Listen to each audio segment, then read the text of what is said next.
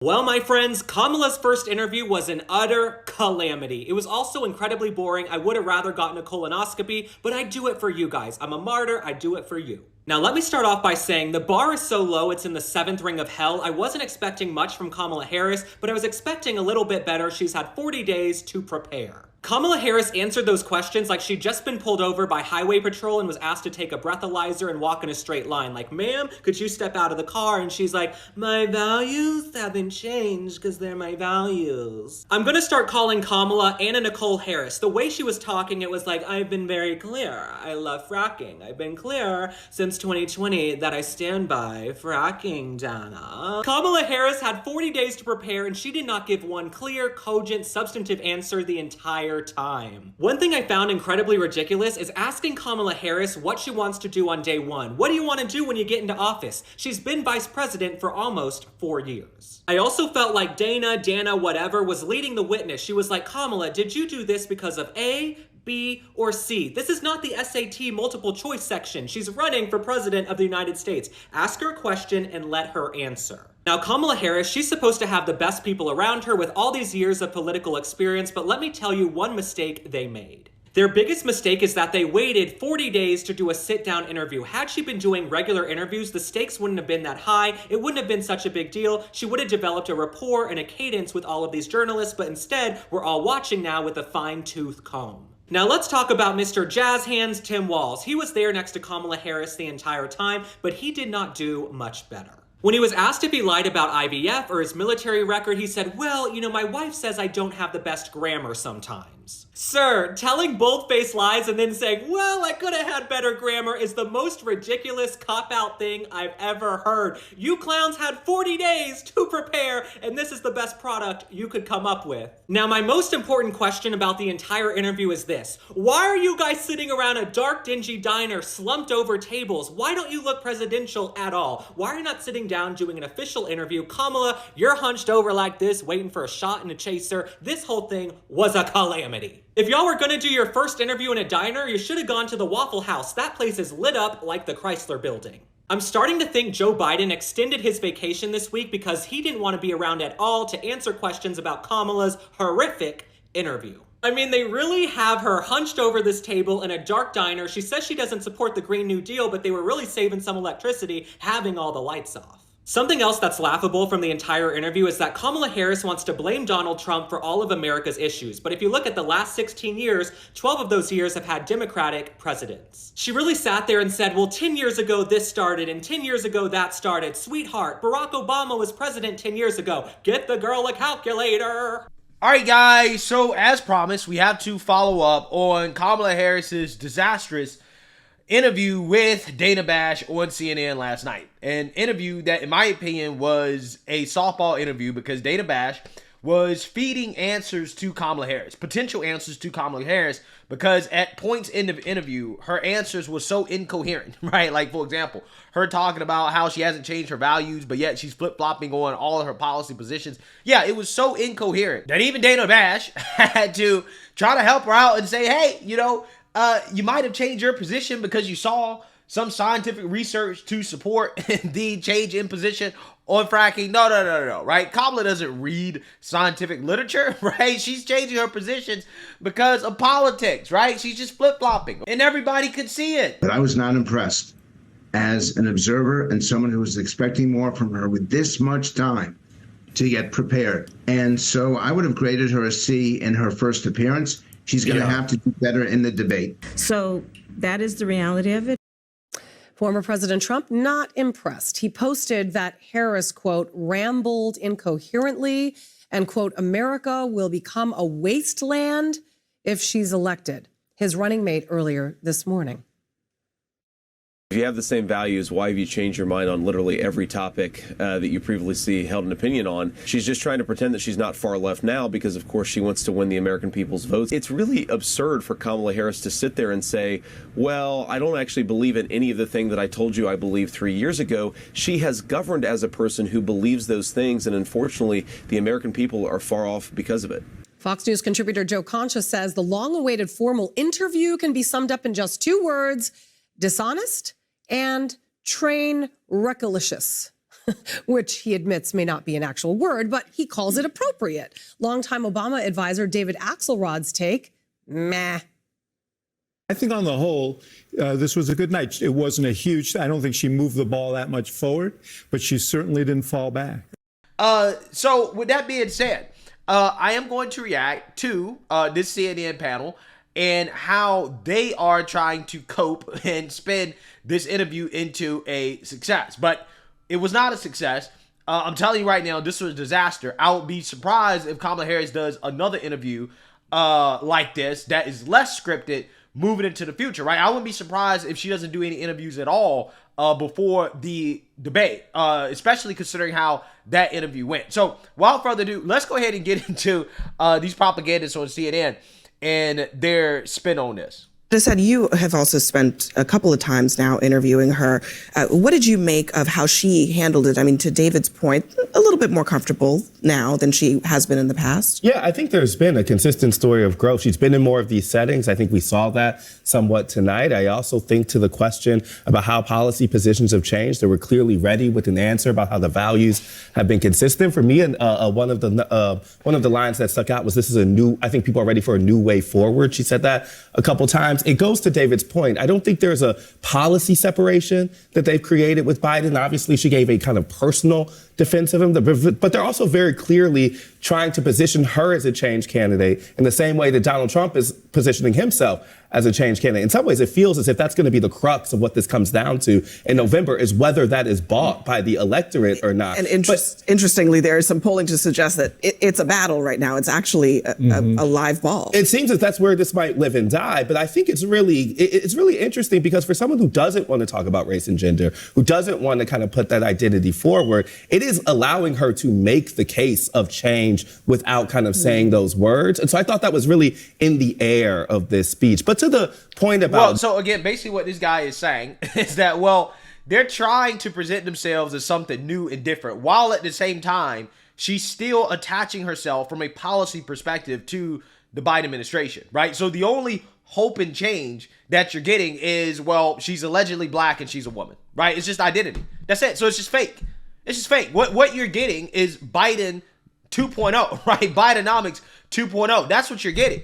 The only change that you're getting is that, okay, well, it's not a white man in office anymore, right?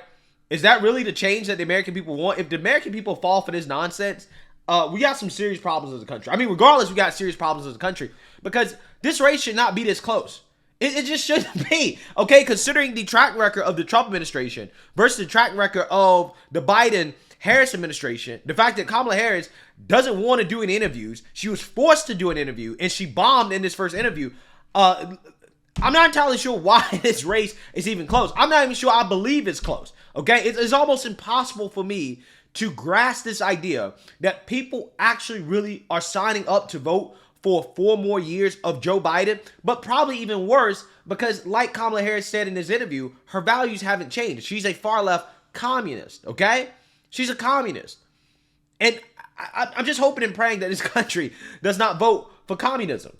Normal versus weird, the future versus past dichotomy that they're trying to create. I think they landed that tonight. I think they want to present them as a package that is relatable to people and that is someone you feel familiar, whose story is familiar, whose message is familiar and relatable. And I think that's something that she's grown in, and we saw that this evening. So vibes and feelings, right? Vibes and feelings.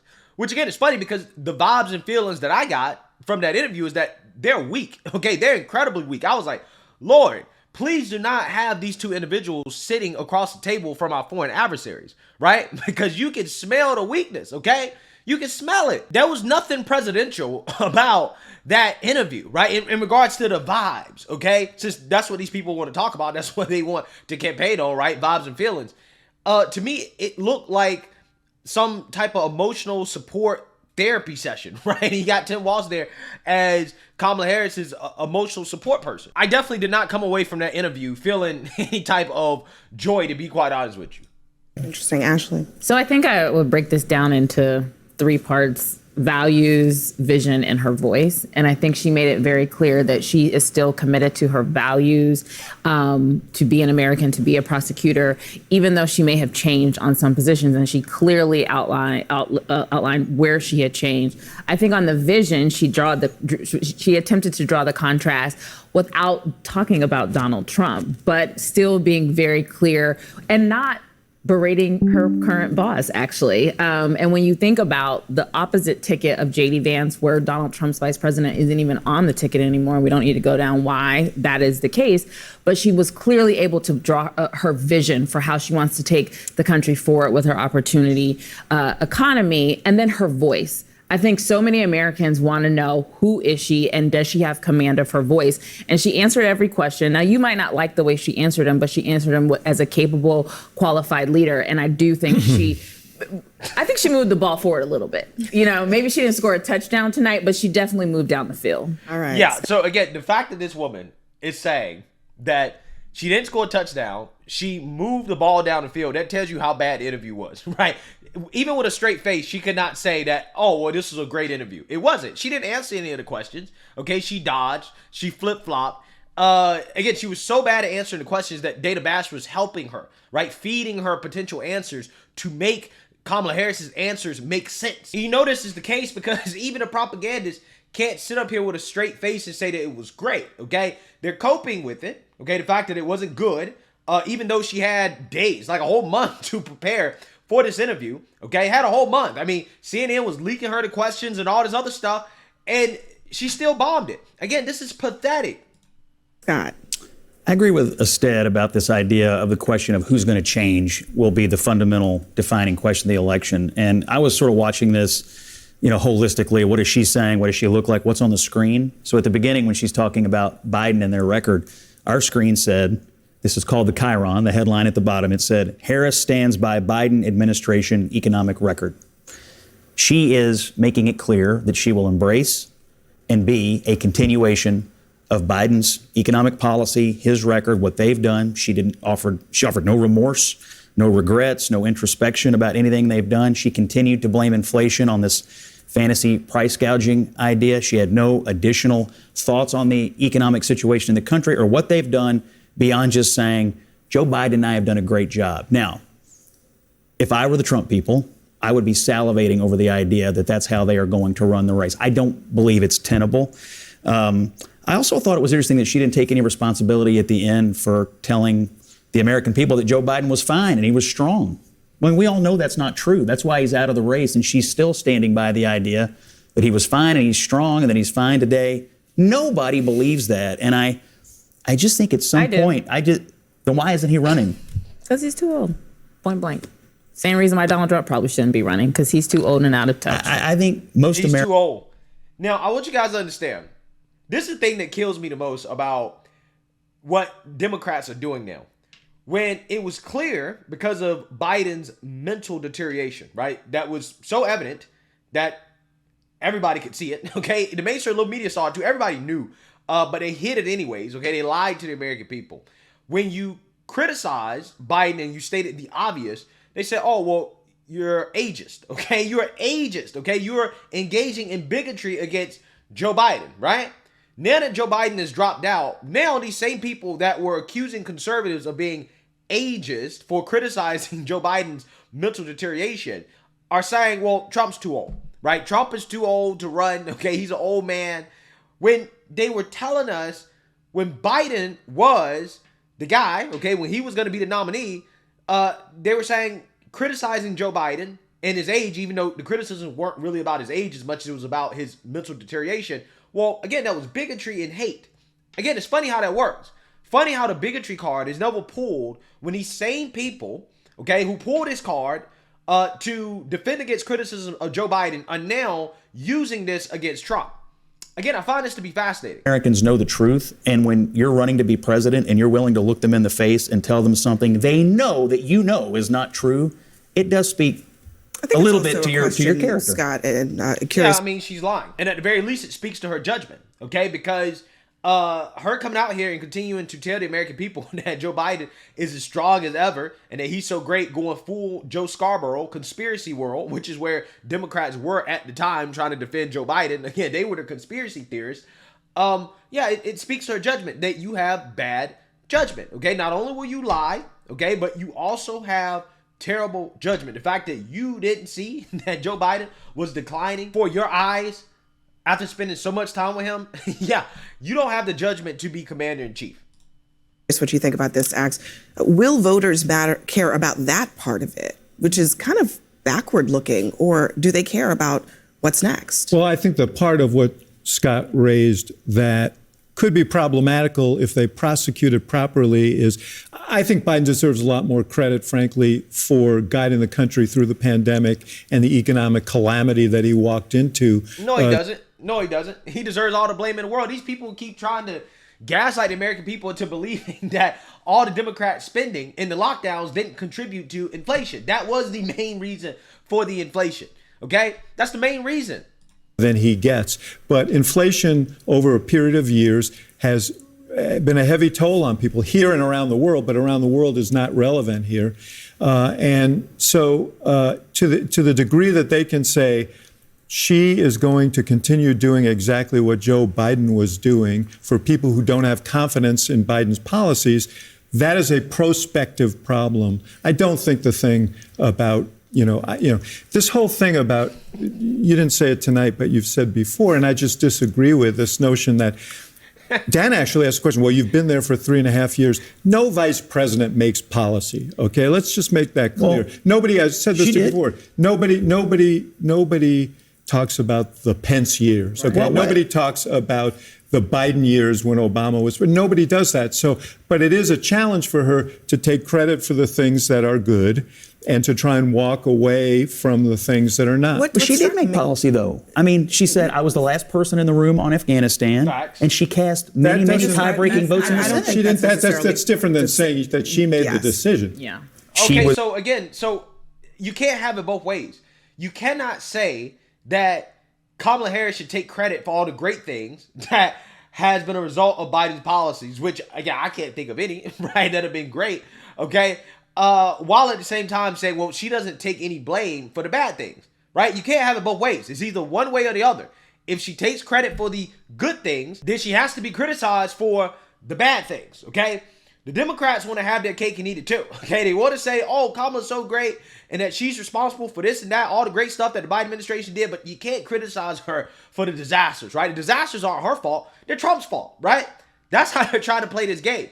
And that's not how it works, because Kamala Harris is on record, saying that, I was the last person in the room when Biden made his disastrous Afghanistan withdrawal decision, right? In regards to how he was going to do it. She was a part of that. She also casted tie-breaking votes for a ton of the policies and bills that Democrats pushed in Congress, like the Inflation Reduction Act, which also, by the way, empowered the IRS to go after tip wages, while at the same time coming out here and saying, well, I want to eliminate taxes on tips. Well, if you feel that passionately about it, that it is a part of your core economic policy, then why did you cast the tie-breaking vote on that piece of legislation that would encourage the IRS to go after tip wages?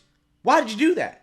Because she could have used her position as vice president and say, no, I disapprove of this provision in this policy. This is why I can't vote yes on this, right? She could have used her power and leverage to say, I'm not going to cast the tie-breaking vote in favor of this proposal because I don't agree with this proposal. But she didn't do that. But she claimed to be his last and most principal advisor on Afghanistan. That is not. She said she was the last person in the room. What does that mean to you? She created the Afghanistan It means that policy. she told him whatever she thought, and he did whatever he thought he wanted to do. One of the things that struck me. Wow. Listen to this propaganda, right? From Abby Phillip. Okay. This is what I'm talking about on CNN. This is what I can't stand. If David Axelrod and Scott Jennings want to go back and forth, okay, about it, let them go back and forth about it. But don't interject with your propaganda talking about, well, her being the last person in the room doesn't mean that she really had that much of an effect on how Joe Biden executed the Afghanistan withdrawal. And it's like, well, how do you know that, Abby? You don't know that either way or the other. What we do know is that she was the last person in the room. And she said that to imply that she had sway over how that withdrawal was executed. That's the whole point of her saying it. Because otherwise, there is no reason to say it. Her being the last person in the room is her saying, yes, I signed off on this. This is good. Let's do it. She was a key part of it. So what you guys are seeing here is that clearly she didn't do that well, right? Because even her liberal propagandists in the media are struggling to defend the interview. In fact, most of these clips from CNN of the interview have significant dislikes, right? Most people that watch this interview were like, this interview sucks, okay? It's not good, right? So I personally think that interview was bad, okay? Considering how it was edited.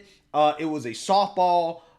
It was something that I feel like she should have been more prepared for. She could have had way better answers to these questions, right? I think that, honestly, it would have been better for her just to come out and say, I was wrong.